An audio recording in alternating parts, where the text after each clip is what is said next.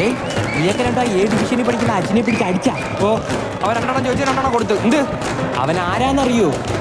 അവനാരായാലും നമുക്കെന്ത്? നിനക്കൊക്കെ അവന്റെ ചേട്ടൻ ആരാന്നറിയോ? എന്റെ ചേട്ടനാരാ? സിനിമ ആണെന്നാ? അതൊക്കെ പോട്ട് അവന്റെ ചേട്ടന്റെ കൂട്ടുകാരൻ ആരാന്നറിയോ?